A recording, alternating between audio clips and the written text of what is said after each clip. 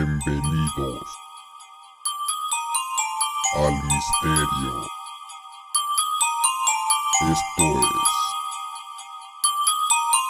es cultura ancestral.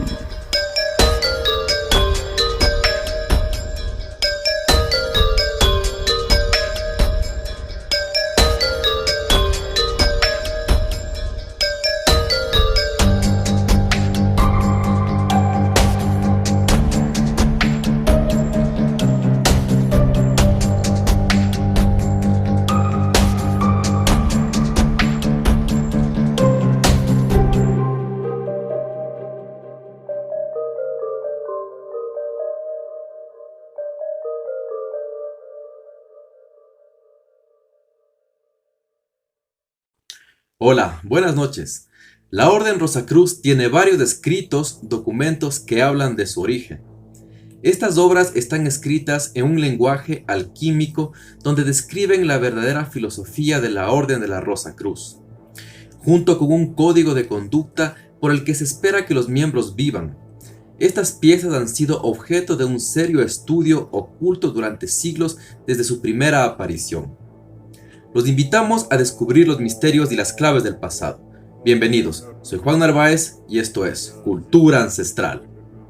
Muy buenas noches a nuestros queridos oyentes. Les agradecemos una vez más por acompañarnos en esta nueva entrega de nuestro programa Cultura Ancestral. Hoy continuamos con el tema que habíamos quedado pendientes la anterior semana, que era sobre las sociedades secretas. Habíamos hablado de la masonería y de sus varias ramas y órdenes que tienen. Les habíamos prometido invitar a un integrante de la logia de los masones para que nos cuente cómo es estar adentro. Y eso queda pendiente para próximos programas. Esta noche les hablaré de los manifiestos que dieron origen a la Orden Rosacruz. La Orden Rosacruz, cuyo núcleo principal se encontraba en la ciudad de Tubinga, en Alemania, hace más de 400 años atrás, época del teólogo luterano Johannes Valentinus Andrae, quien publicó 3 obras consideradas como los 3 manifiestos fundamentales del movimiento Rosacruz, con un fuerte influjo anticatólico como la Fama Fraternitatis en Kassel 1614, la Confessio Fraternitatis Rosae Crucis en Kassel 1615 y las bodas alquímicas de Christian Rosenkreuz en Estamburgo 1616. Con estos textos los Rosacruces se convirtieron en el modelo e influencia para muchas sociedades secretas. 1614. Europa atraviesa una importante crisis en el plano político, económico y religioso. Es entonces cuando una sociedad secreta, la de los Rosacruces, sale de su anonimato publicando la Fama Fraternitatis Rosae Crucis. En este manifiesto, destinado ante todo a los dirigentes de la época, proclama la necesidad de una reforma universal. La Fama Fraternitatis de 1614 es el primer manifiesto donde se menciona a la Orden Rosacruz, que se traduce como la llamada de la Fraternidad de la Rosacruz. Aquí se habla de la existencia de una sociedad poseedora de un extraordinario y mágico conocimiento, capaz de provocar la renovación de todo el mundo. Es un manifiesto dirigido a los políticos, religiosos y a los científicos de la época. Es una fraternidad que invita a los sabios a separarse de los falsos maestros como el Papa, Galeno y Aristóteles para unirse a ellos, ya que Europa atravesaba una situación bastante conflictiva. Los extraños poderes que se atribuyen a los iniciados de esta fraternidad se anuncian en esta obra, en una misteriosa frase donde se afirma que un Rosacruz es aquel ante cuyos ojos se abre la naturaleza entera. En la obra se hace un recorrido histórico de la orden, en especial su nacimiento y evolución en Alemania. Entonces fue cuando se reveló la existencia de la Orden de la Rosacruz a través de una historia alegórica de un personaje llamado Christian Rosenkreuz, quien habría recorrido el mundo hasta el descubrimiento de su tumba, antes de dar vida a la fraternidad. Christian Rosenkreuz fue un fabuloso personaje inventado a principios del siglo XVII. Este cristiano Rosacruz, que es lo que su nombre significa, falleció según la leyenda a la edad de 106 años, tras haber viajado por diversos países de Oriente, donde aprendió los secretos de los magos, cabalistas, médicos y filósofos de aquellas tierras. El masón René Guénon establece una distinción entre los rosacruces medievales y los de la Edad Moderna. Respecto a los primeros rosacruces, Guénon explica que Christian Rosenkreuz era una representación de una entidad colectiva de iniciados o adeptos del esoterismo cristiano. Literalmente nos dice: parece ser que, después de la destrucción de la Orden del Temple, los iniciados en el esoterismo cristiano se reorganizaron de acuerdo con los iniciados al esoterismo islámico, para mantener en la medida de lo posible el lazo que había sido aparentemente roto por esta destrucción. En efecto, los verdaderos rosacruces fueron propiamente los inspiradores de esta reorganización, hasta que, en el siglo XVII, la imposibilidad de cumplir su función les obligó a retirarse a Oriente. Para evitar ser perseguidos o molestados, decidieron trabajar de manera más discreta y anónima posible. Por eso, los primeros y verdaderos rosacruces, que personificaban la posesión de un estado espiritual, no han podido dejar ningún rastro visible en la historia profana. Si alguien se ha declarado rosacruz, se puede afirmar que no lo era en realidad. Esto nos dice René Guénon. Por otra parte, en el siglo XVII, los rosacruces históricos, que Guénon denomina rosacrucianos, estaban ya más o menos desviados, o en todo caso muy alejados de la fuente original, y no tenían de rosacrucianos más que el nombre usurpado que, por una iniciativa completamente individual de sus fundadores, interpretaron según su propia fantasía. Gracias a las investigaciones de Francis Yates, sabemos que el rosacrucismo fue, en rigor, un movimiento creado en torno a 1614 para dar un nuevo impulso a la decaída Reforma protestante, la cual estaba perdiendo fuerza y se había dividido. En tal coyuntura se consideró que era necesario una nueva reforma general, basada en la tradición esotérica, hermética, cabalística y en el estudio científico de la naturaleza. El manifiesto de la Fama Fraternitatis está escrito en un tono anti-jesuítico, que narra la vida del personaje Christian Rosenkreuz y la fundación de una fraternidad secreta que trabaja por el bien y la felicidad de la humanidad, la cual pretendía poner un alto a los excesos de la Iglesia Católica. Una de sus normas era no llevar hábito, para adaptarse mejor a las costumbres de cada país. Sus miembros se reunían una vez al año y cada hermano tenía que preparar a una persona para que fuera digna de sucederle tras su muerte. Este manifiesto también estaba acompañado de un ensayo sobre la reforma general del mundo, el cual se había tomado literalmente de uno de los capítulos de los escritos de Traiano Boccalini, en su texto El Ragguagli di Parnaso, publicado en Venecia en el año de 1612, para criticar el Concilio de Trento y la tiránica ocupación de Italia cometida por los invasores españoles y alemanes de la Casa de Habsburgo, que pretendía someter a toda Europa. El manifiesto también se había inspirado en un libro apocalíptico y profético, conocido como Naometría, escrito en 1604 por Simón Estudión, en defensa de la Liga Evangélica formada por Inglaterra, Dinamarca y los príncipes protestantes alemanes, contra la Liga Católica liderada por los Habsburgo de España y Alemania. El extraordinario interés por este manifiesto Rosacruz justificó que a los pocos meses se publicara otra obra para dar más detalle de esta misteriosa fraternidad secreta. Así apareció otro manifiesto conocido como la Confessio Fraternitatis de 1615. Se editó con un anexo titulado Breve consideración de una filosofía más secreta. Es el segundo manifiesto anónimo que declara la existencia de una hermandad secreta de alquimistas y sabios que pretendían transformar el panorama político e intelectual de Europa. Este manifiesto se complementa con el primer tratado, insistiendo por una parte en la necesidad de la regeneración del hombre y de la sociedad. Indica por otra que la Fraternidad de la Rosa Cruz posee una ciencia filosófica que asegura que se lleve a cabo esta regeneración. El manifiesto se dirige a los buscadores deseosos de participar en los trabajos de la orden y de obrar por el bienestar de la humanidad. El aspecto profético de este texto intrigó grandemente a los eruditos de la época. El manifiesto se expresa en un tono más antipapista que la Fama Fraternitatis y explica con más detalle la composición y objetivos de la orden.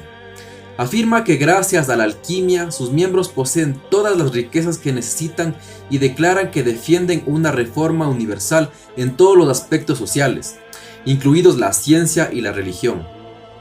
En la obra se afirma que sus miembros están dotados de extraordinarios poderes, conocimientos y una sabiduría que es el fundamento y la sustancia de todas las facultades, todas las ciencias y todas las artes.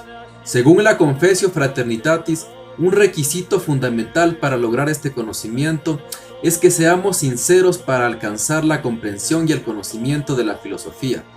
Y los hermanos Rosacruces se describen a sí mismos como cristianos verdaderos y sinceramente profesan a Cristo, pero no en el sentido exotérico y popular del cristianismo que conocemos, sino como un cristianismo esotérico y místico.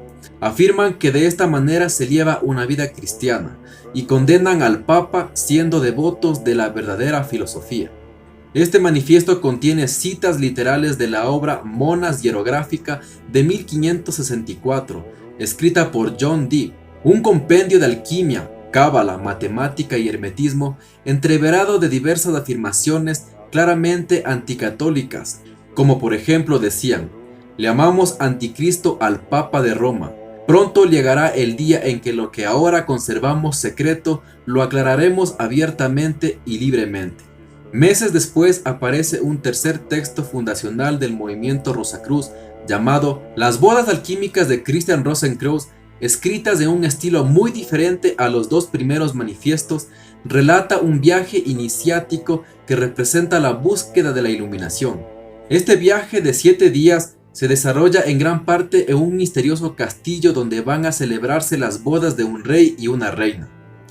En términos simbólicos, se relata el recorrido espiritual que conduce a todo iniciado a realizar la unión entre su alma, la esposa, y Dios, el esposo.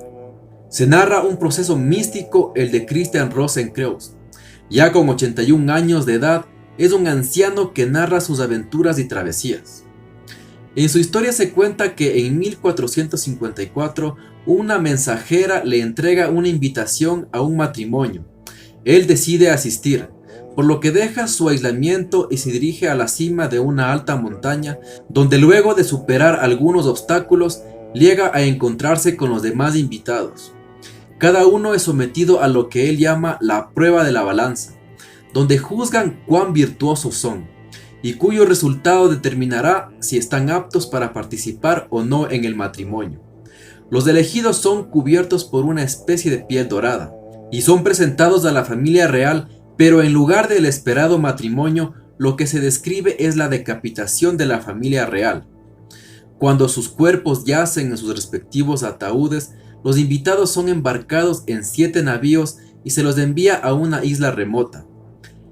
Al arribar a su destino, son alojados en un edificio de 7 pisos que tiene por nombre la Torre del Olimpo. El relato continúa con la travesía de los invitados por los 7 pisos en esta torre, donde cada piso les recibe con una prueba en operaciones alquímicas. Como vemos, el verdadero contenido de este documento no es una historia, sino un manifiesto Rosacruz encriptado dentro del cuento. El documento también toma como fuente principal la citada obra de John Dee, Monas Hieroglyphica. En Francia, el 3 de marzo de 1623, al amanecer, los habitantes de París descubrieron varios carteles misteriosos colgados en los edificios y en las calles. Este fue el anuncio al mundo declarando la existencia de la hermandad de la Orden Esotérica de la Rosacruz. El manifiesto decía lo siguiente: nosotros, los diputados de la Universidad Principal de los Hermanos de la Rosacruz, hemos tomado nuestra morada visible e invisible en esta ciudad. Volver hacia el Altísimo, hacia el cual se encienden los corazones de los justos. Mostramos y enseñamos sin libros o símbolos y hablamos todo tipo de lenguas en los países que dignamos habitar, para arrastrar a la humanidad, nuestros semejantes, del error y para salvarlos de la muerte. En las décadas siguientes, los Rosacruces seguían desarrollando su propia identidad como culto y expandiéndose. Esto incluía también refinar su sistema organizativo interno.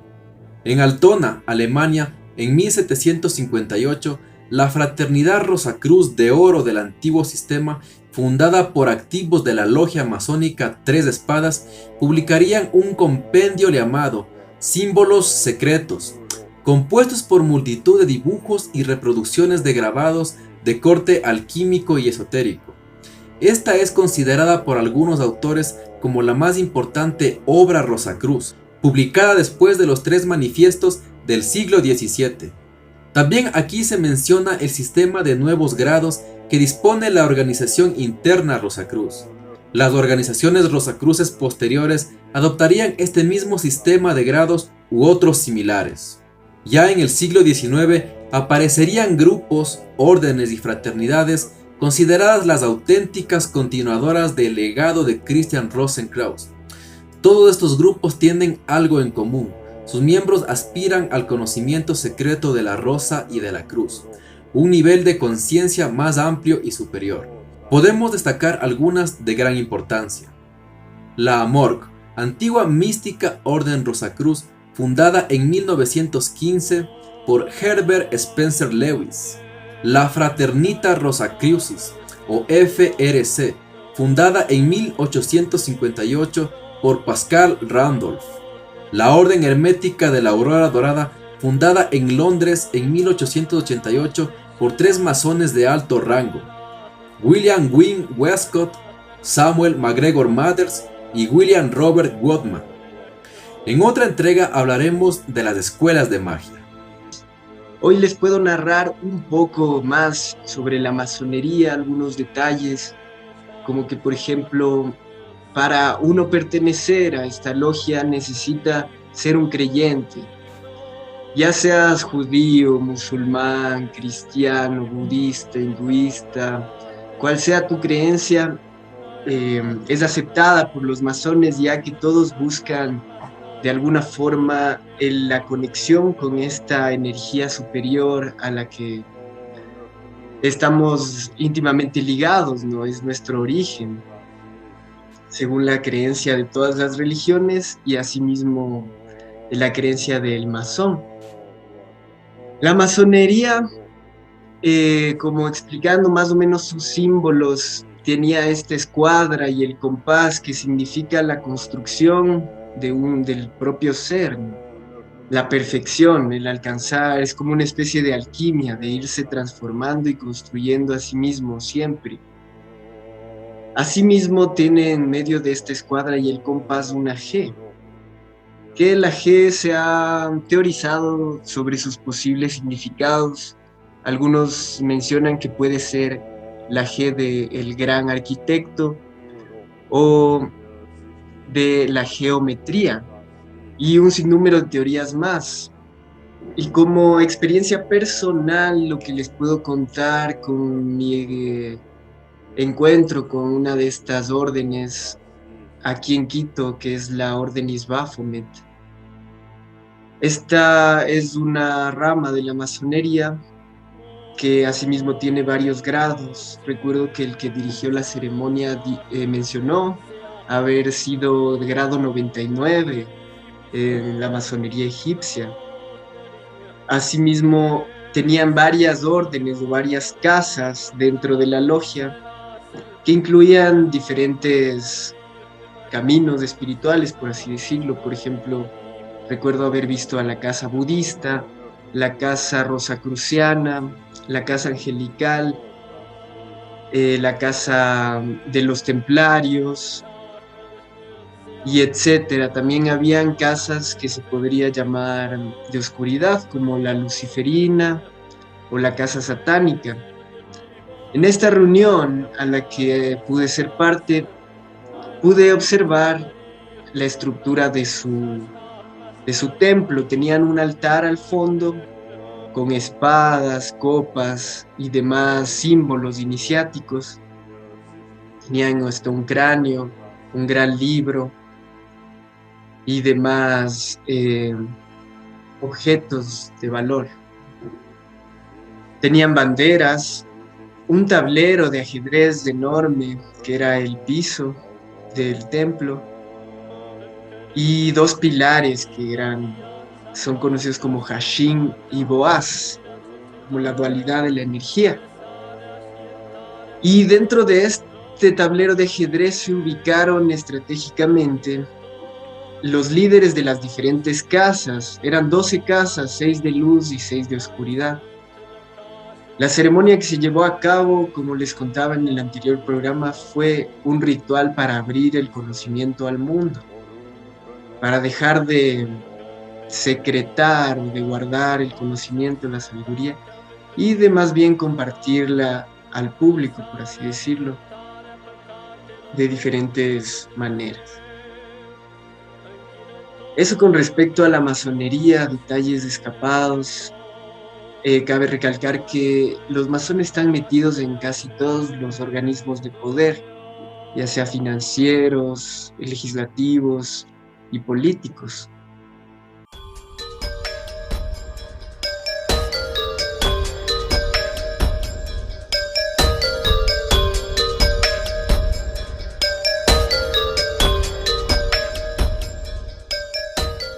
La Orden Illuminati y la infiltración en la masonería. Adam Weishaupt necesitaba ampliar su organización. Para ello empezó a infiltrar a sus miembros en la masonería. Escogía a personas inclinadas al secreto y al ceremonial, personas afines a sus ideales. Los masones llevaban mucho tiempo predicando que el sentido último de la existencia humana pasa por el perfeccionamiento espiritual y personal, hasta que, en algún momento del futuro, el hombre evolucione lo suficiente para no necesitar Estado, ni religión, ni sociedad según los parámetros conocidos, pues todos los hombres serían hermanos. Weishaupt ofrecía la posibilidad de acortar los plazos y no tener que esperar cientos, quizá miles de años, hasta que se volviera realidad. Weishaupt prometía materializar en pocos años, quizá en una generación, aunque para ello hubiera que aplicar la violencia, ya que el viejo orden no se dejaría con facilidad. A cambio, exigía obediencia ciega a su dirección, aunque sus órdenes no se comprendieran en un primer momento. Su propuesta se hizo tan popular que, según algunos autores, en 1789 controlaba como mediador la mayor parte de las logias masónicas desde el norte de África hasta Suecia, desde España e Irlanda hasta Rusia y también en los nuevos Estados Unidos de América.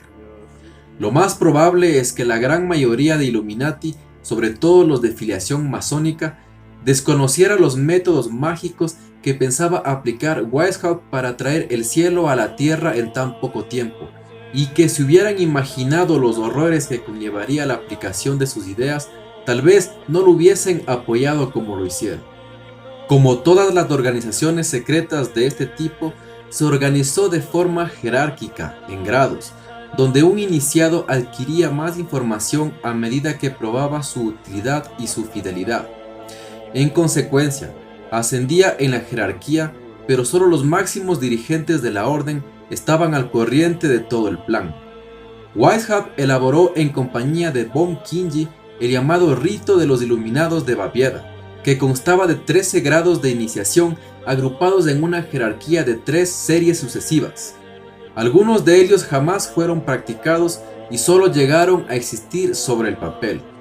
Estos grados eran los siguientes: primer grado, preparatorio; segundo grado, novicio; tercer grado, minerval; cuarto grado, iluminado menor; quinto grado, aprendiz; sexto grado, compañero; séptimo grado, maestro; octavo grado, iluminado mayor; noveno grado, iluminado dirigente; décimo grado, sacerdote; décimo primer grado, regente; décimo segundo grado, mago; y décimo tercer grado, rey. El cuarto grado de iluminado menor marcaba la división entre los llamados pequeños misterios o edificio inferior, basado en el dominio de las capacidades del hombre, y los grandes misterios o edificio superior, basado en el dominio de las capacidades del mundo. que implicaba poder político real. Según el reglamento de la orden, si un miembro alcanzaba el grado de sacerdote, no solo estaba capacitado para asumir los poderes del Estado, sino que debía actuar en consecuencia. Adam Weishaupt dotó de un nombre simbólico a cada uno de sus miembros. Von Kingi era Filón. Javier von Schwack, uno de sus principales hombres de confianza, fue rebautizado como Catón. El escritor Wolfgang Goethe recibió el apelativo de Avaris. El filósofo Johann Gottfried von Herder se transformó en Damasus, etc. Weishaupt se reveló para sí mismo el apelativo de Espartaco en homenaje al gladiador de origen tracio que en el 73 a.C. lideró la mayor revuelta de esclavos jamás organizada en la antigua Roma. Se veía a sí mismo como un nuevo héroe rebelde en contra del orden establecido, tanto a nivel material como espiritual, una especie de Lucifer humanizado. El juramento del grado 13, el último de los Illuminati, decía: cada hombre es su rey, cada hombre es soberano de sí mismo. De igual forma, las logias adoptaron nombres en clave. La de Múnich pasó a llamarse Atenas. La de Ingolstadt era conocida como Éfeso. La de Frankfurt, Tebas. La de Heidelberg, Útica. Y la de Baviera, Achaya. Aprovechando el conocimiento y el prestigio adquiridos durante los últimos años, Weishaupt intentó dar el definitivo golpe de mano que le permitiera unificar y controlar todas las ramas europeas de la organización, pero solo consiguió parte de sus objetivos, como un acuerdo para modificar los 3 primeros grados de todas las obediencias, dejando el resto al libre albedrío de cada uno, así como un importante cambio de miembros. Muchos francmasones de otros grupos decidieron ingresar a la logia Illuminati, mientras que otro número importante de miembros Illuminati hacían lo propio en otras logias, duplicando así su filiación. Los Illuminati defendían abiertamente una iniciación muy lejana de las influencias judeocristianas. Sus planteamientos políticos implicaban la revolución como elemento irrenunciable en el camino hacia el éxito. Ni la Gran Logia de Inglaterra, que a partir de entonces quedó enfrentada a los Illuminati, ni el Gran Oriente de Francia, ni los iluminados teósofos del místico sueco Swedenborg le apoyaron, pero sí los demás grupos. Frustrado por los resultados del convenio de Wilhelmsbad y pensando que no merecía la pena seguir luchando, von Kingi dimitió y terminó sus días de retirado en Bremen, donde falleció en 1796, tras publicar sus obras completas a las que añadió algunos sermones para varios templos protestantes. Weishaupt se encontró en una situación delicada, recibiendo los ataques de los masones ingleses a los que se unieron los de algunos martinistas, otra obediencia de índole masónica, aunque el peor golpe fue la traición de Joseph Schneider, quien, tras abandonar la orden, envió un documento de advertencia a la gran duquesa María Ana de Baviera, en el que advertía literalmente que se da el nombre de iluminados a estos hombres culpables que, en nuestros días, han osado concebir e incluso organizar, mediante la más criminal asociación, el horroroso proyecto de extinguir de Europa el cristianismo y la monarquía. En junio de 1784, el elector de Baviera, duque Karl Teodoro Delberg, ante la creciente alarma social planteada por la difusión de las acusaciones contra los Illuminati, aprobó un edicto por el cual quedaba estrictamente prohibida la constitución de cualquier sociedad, fraternidad o círculo secreto no autorizado previamente por las leyes vigentes. Un comunicado posterior identificaba a los Illuminati como una rama de la masonería y por tanto ordenaba el cierre de todas las logias masónicas. Poco después, Weishaupt fue destituido de su cátedra y desterrado, aunque encontró refugio en la corte de uno de sus adeptos, el duque de Saxe, que le nombró consejero oficial y le encargó la educación de su hijo. El resto de dirigentes de la Orden Illuminati se puso a salvo, refugiándose en la actividad de las logias masónicas europeas y americanas. En mayo de 1785 comenzaron las persecuciones, detenciones y torturas a los miembros inferiores de la Orden Illuminati. Lo peor vino en la noche del 10 de julio de 1785. Un enviado de Weishaupt, el abad Lance, fue alcanzado por un rayo cuando galopaba en medio de una tormenta. Su cadáver no fue recuperado por miembros de la orden, sino por personas del lugar que lo recogieron con cuidado y lo trasladaron a la capilla de Saint-Emmeran. Allí, entre sus ropas, encontraron importantes y comprometedores documentos que revelaban los planes secretos de la conquista mundial. Eso selló definitivamente el destino oficial de los Illuminati, que a partir de ese momento se convirtieron en una organización maldita.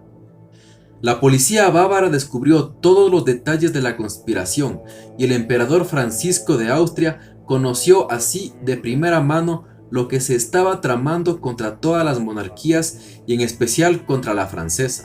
Principalmente apuntaban a su yerno Luis XVI y su hija María Antonieta.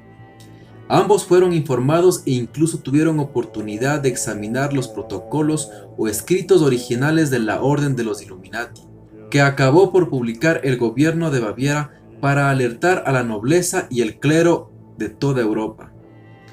No obstante, la desaparición formal de los Illuminati, junto con el destierro de Weishaupt y la detención de muchos de sus adeptos, los convenció que la trama había sido abortada por completo. Sin embargo, la llamada Revolución Francesa estaba ya en puertas y nada volvería a ser igual en el viejo continente a partir de 1789. Empezando por el hecho de que los reyes de Francia no sobrevivirían a la gran sublevación del republicanismo. Adam Weishaupt murió mucho tiempo después, en noviembre de 1830, a la edad de 82 años. Durante su largo exilio, tuvo tiempo de sobra para regodearse con los resultados de sus maquinaciones. Sabía que él no sería el encargado de culminar el gran proyecto de los Illuminati, pero ya no le importaba, otros lo terminarían por él, y cuando lo hicieran, no tendrían más remedio que rendirle homenaje a su memoria. En realidad, los Illuminati no habían desaparecido definitivamente. Y dejando un poco aparte el tema de los masones, vamos a hablar de una secta, se podría decir, otra sociedad secreta, que nació de una fraternidad en la Universidad de Yale, en Estados Unidos. Esta es muy conocida. Se ha hablado mucho de ella a lo largo de los años. Que tenemos aquí su logo: Skull and Bones, cráneos y huesos. Fue fundada en 1832 por dos personajes bastante controversiales. El uno era William H. Russell, que podemos verlo aquí en la foto de la izquierda. Es de origen judío, vivió en Alemania varios años y se dice que amasó su fortuna vendiéndole opio a China antes de las conocidas guerras del opio. Y el personaje que tenemos aquí a la derecha es Alfonso Taft. Juntos fundarían esta fraternidad dentro de la Universidad de Yale, en New Haven, en el estado de Connecticut de Estados Unidos. Ya sabemos que esta es una prestigiosa universidad que ya tenía fraternidades dentro de ellas, y algunas de ellas también son sospechosas o se les acusa de estar manejando los diferentes poderes mundiales desde las sombras, es decir, sin dar la cara. Cuando se formó esta fraternidad de los Skull and Bones, se tomó algunos principios como condiciones para admitir a los miembros nuevos que integrarían a la fraternidad. Como que, por ejemplo, sería un sector muy pequeño del último año. Por ejemplo, invitaban cada año a 15 15 estudiantes del último año que estén posicionados en una alta jerarquía social, por así decirlo, que le puedan traer un gran prestigio y aportes económicos y aportes publicitarios a la fraternidad. Y entrar a ella era extremadamente difícil, ya que bastaban 2 votos en contra para ser rechazado de la fraternidad. Asimismo, como la masonería y demás órdenes, esta cuenta con diferentes prácticas rituales, entre ellas obviamente el infaltable rito de iniciación, como se maneja en casi todas las fraternidades de las universidades de Estados Unidos. Hay documentación que narra más o menos cómo es este rito de iniciación de los Skull and Bones o los Bonesmen, que se les conoce. Se dice que en tu ritual de iniciación, primero un grupo de miembros de la fraternidad enmascarados van a preguntarte sobre todos tus secretos y sobre tus hábitos sexuales. Luego, a manera de un funeral, introducen tu cuerpo desnudo en un ataúd, donde se te obliga a masturbarte frente a todos los miembros de la orden. De esta manera, al contar tus secretos y al ser expuesto frente a los miembros, tienen con qué chantajearte. Y el ritual concluye con el juramento en el que tú prometes el no revelar ser parte de la secta o de la fraternidad, quedando esta oculta, secreta al resto del mundo. De hecho, vamos a definir la palabra secta como un pequeño sector de personas que se separan del resto, normalmente con prácticas religiosas, rituales. Eso es una secta. Y secretas, una secta secreta. Eso es lo que fue en su momento Skull and Bones. Cabe destacar que de esta sociedad se hacían las reuniones dentro de una tumba dispuesta como un laberinto, llena de huesos profanados de cadáveres de personajes, figuras importantes de la historia. Entre ellos Pancho Villa. Se dice que sus huesos descansan en el sitio de reunión de los Skull and Bones. En la Deer Island, la isla del Ciervo, tienen este complejo que sirve como sitio de encuentro para los diferentes miembros de la fraternidad. Ahora vamos a pasar a esto un poco de lo que se teoriza que puede simbolizar el 322 que vimos aquí. Una teoría dice que el 32 hace referencia al año en el que fue fundada, 1832, y que el segundo 2 se refiere a que es una sucursal de una secta o de un grupo, de una orden secreta de Europa, que vino a poner, por así decirlo, su sucursal aquí en América, en Estados Unidos. Y por eso el número 2, ya que se dividió en 2 partes. Eso es lo que afirma Anthony Souther, quien teoriza que es una organización nazi de Alemania que vino a posicionarse acá en el poder de América y generar lo que es ahora una potencia mundial. Esto se teoriza ya que hay el mito de que en las reuniones de los Skull and Bones se usa la vajilla de personal de Hitler, y ya que varios de sus miembros durante la Primera y Segunda Guerra Mundial fueron los principales financiadores de la guerra.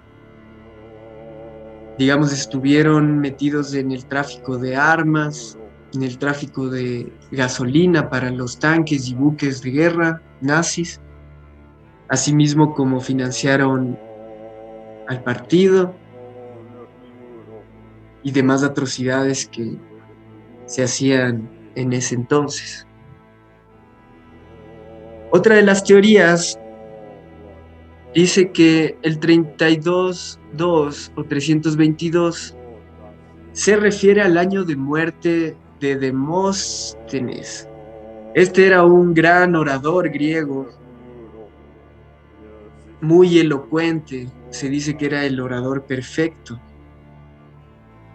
De hecho, hay la teoría de que su tumba fue reemplazada por los Skull and Bones, haciendo un culto a Eulogia, que era la diosa justamente de la elocuencia. Entre sus miembros importantes destacan figuras del poder de Estados Unidos. Por lo menos 3 presidentes de la historia del país potencia mundial han salido de esta fraternidad.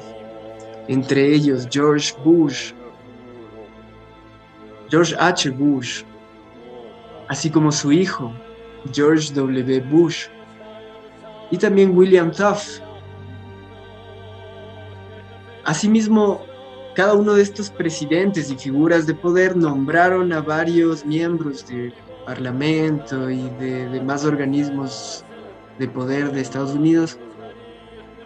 Reclutaron miembros de esta organización de Skull and Bones. Por ejemplo, George Bush metió 11 funcionarios de la organización de la fraternidad de Skull and Bones en su gabinete de gobierno.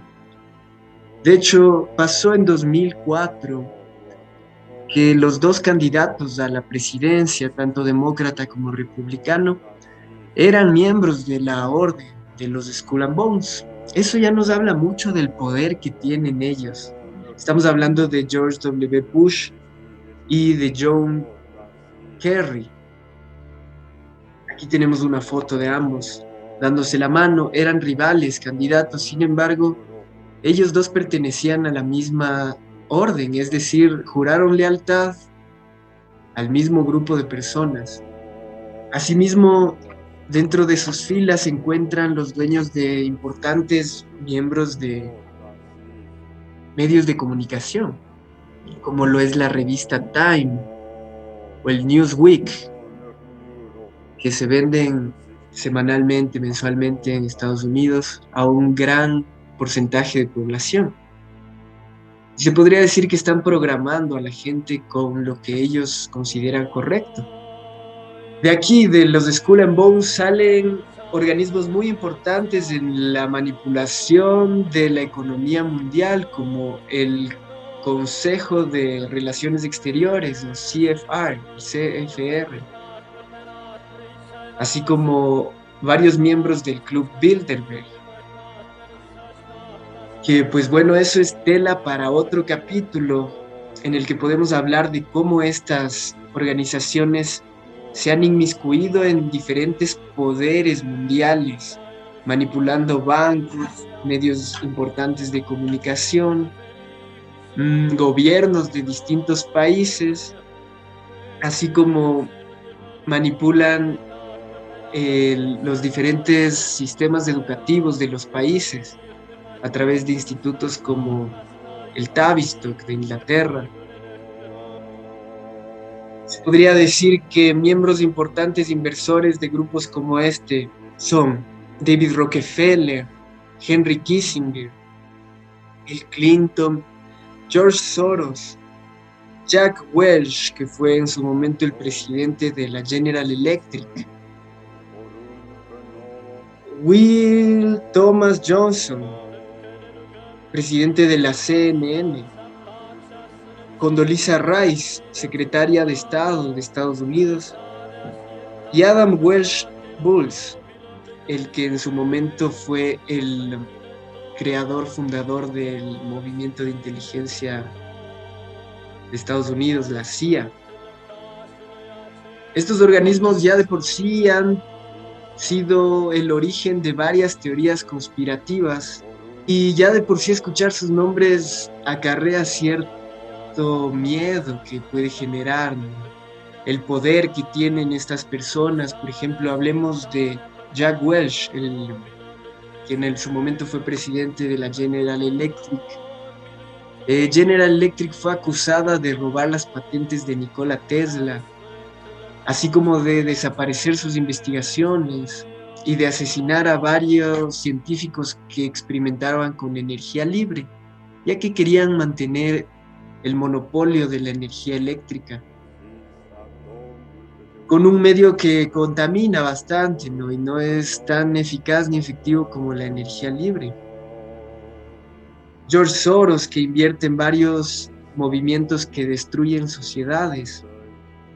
Bill Clinton, que ha sido acusado de varios escándalos de pedofilia al estar en las listas de pasajeros del avión de Jeffrey Epstein y haber constado en las fiestas que se celebraban en su isla privada. Todo esto y demás escándalos se han suscitado de miembros de estas sociedades secretas, ya que se le cree y se acusa que son ellas las que mueven los hilos detrás de todo el caos mundial que vivimos en este presente, en este siglo.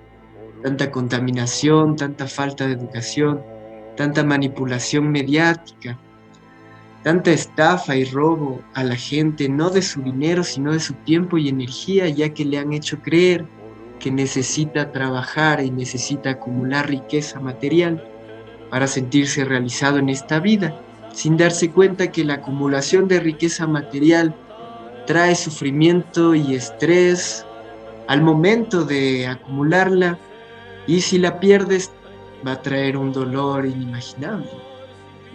Es todo un engaño, un entramado que supuestamente ha sido gestado o tramado por estas diferentes sociedades secretas que poco a poco seguiremos estudiando. Así que acompáñennos en nuestra siguiente edición del programa Cultura Ancestral. Nos estamos viendo el siguiente martes. Que tengan una hermosa noche y muchas gracias por acompañarnos. Esto ha sido Cultura Ancestral. Nos veremos la próxima semana. Hasta luego. Muchas gracias. Esto es Cultura Ancestral.